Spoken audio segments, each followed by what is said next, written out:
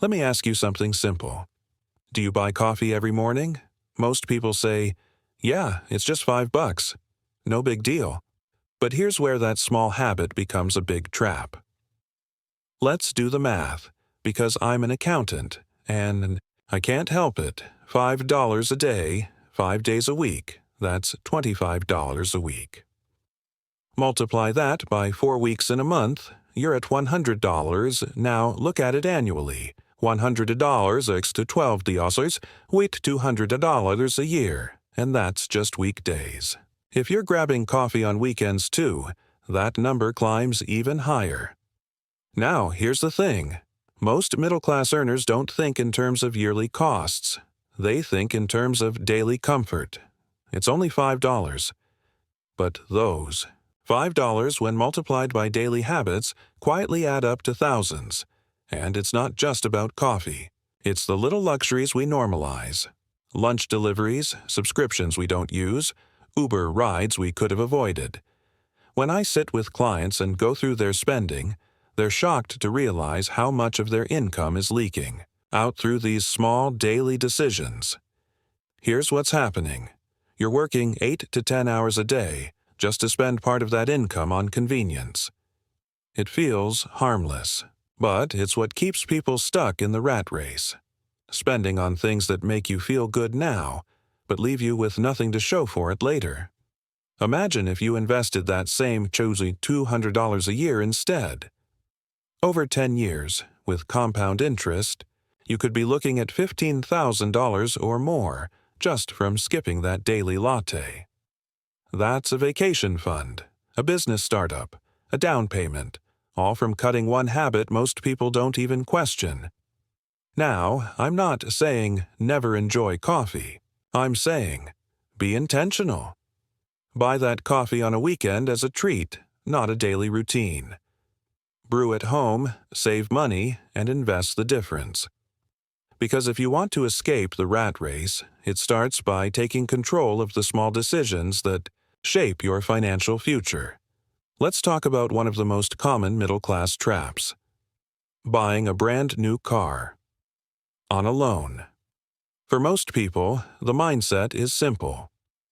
If I can afford the monthly payment, I can afford the car. But let me explain why that logic keeps you stuck in the rat race. Let's say you buy a car for $30,000. You put down $3,000 and finance the rest with a 5-year loan.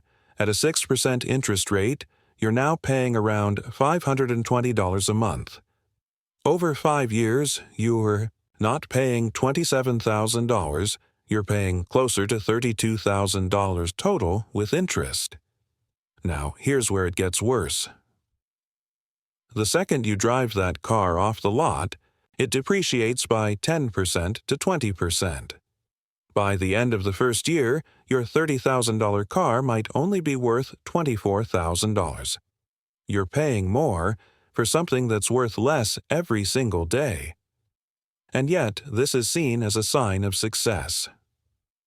Middle-class families often stretch their budgets just to drive something that looks nice.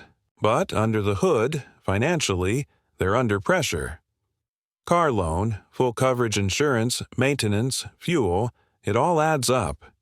This is how you stay on the hamster wheel, working just to pay off things that lose value. Now, don't get me wrong. Having a car is a necessity for many. But overspending on a car is a choice. And it's usually driven by image, not logic. What if, instead, you bought a reliable used car for $10,000? No loan, no interest, just freedom. Now, take that $520 per month you would have paid on the loan and invest it. In 5 years, with average returns, that could turn into $35,000 or more. All while you're still driving, but now also growing your wealth. The middle class mistake isn't buying a car. It's buying a car that steals your future just to look good in the present. Let's talk about one of the most dangerous middle-class habits: living comfortably on credit cards. To most people, it feels like free money.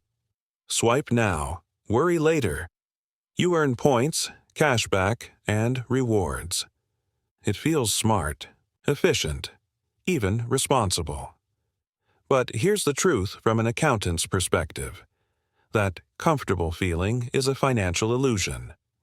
Most middle-class families use credit cards to maintain a lifestyle their income can't really support. They don't track it. They just pay the minimum balance and move on. Let me show you what that looks like. Say you have $5,000 in credit card debt. If you only pay the minimum each month, say $150 a year, it could take over 15 years to pay it off, and you'll end up paying more than $10,000 thanks to interest. So, that $200 dinner? It actually cost you $400. Those shoes? Not $120. Maybe $220 after interest and fees. And here's the worst part. Carrying credit card debt hurts your credit score, which then increases the cost of everything else. Loans, insurance, even renting an apartment. But the real damage? It's psychological. You start believing this lifestyle is normal, that debt is just part of life, that as long as you're making payments, you're okay. But you're not okay. You're stuck in a loop, working to pay off the past, instead of building your future. Now, I'm not saying credit cards are evil. They can be a useful tool, if you're disciplined. If you pay them off in full every month, you avoid interest. But using credit to fund your daily lifestyle? That's not winning.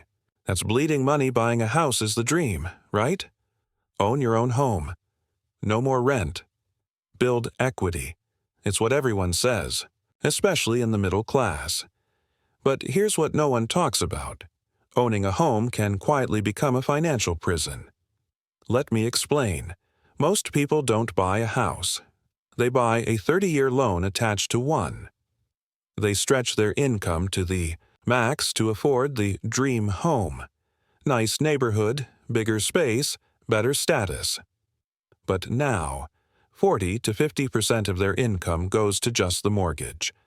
Add in property taxes, maintenance, HOA fees, repairs, insurance.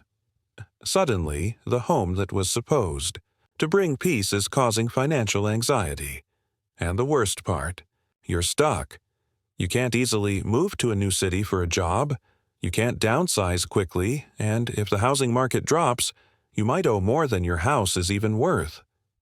That's not freedom. That's a trap. Now don't get me wrong. Owning property can be a great investment, but only if the numbers make sense. And for many middle-class buyers, it's not about numbers. It's about pressure. Pressure from family, society, co-workers. Still renting. Time to buy something of your own. So they buy, even if they're not ready. And now they're house-rich, cash-poor. They might live in a nice home, but can't afford to travel, invest, or handle emergencies. As an accountant, I've seen this over and over. People struggling silently under the weight of a mortgage they can barely afford. Here's a smarter path. Buy when you're financially ready, not when the world says you should. Let me tell you one of the biggest financial mistakes I see over and over again, especially in middle-class families. They save, but they never invest. We're taught early, work hard, save money, keep it safe in the bank. And yes, saving is important, but here's what no one tells you. Saving alone will never make you wealthy. Let's break it down. You save $10,000 in a regular savings account. The bank gives you, what? Maybe 0.5% interest, that's $50 a year. Now, compare that to inflation, which is usually around 3% to 6% a year. That means your money is losing value faster than it's growing. So while you feel safe, your purchasing power is actually shrinking. You're playing defense, not offense. And this is how the middle class stays stuck.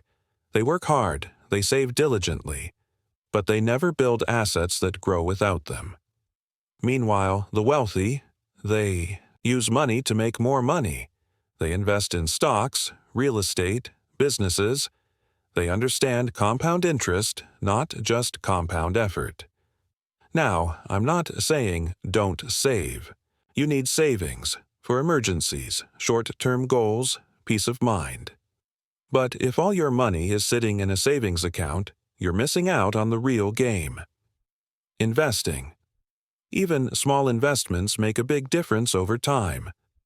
Investing $200 a month in an index fund can grow into over $100,000 in 20 years. That's the power of compound growth.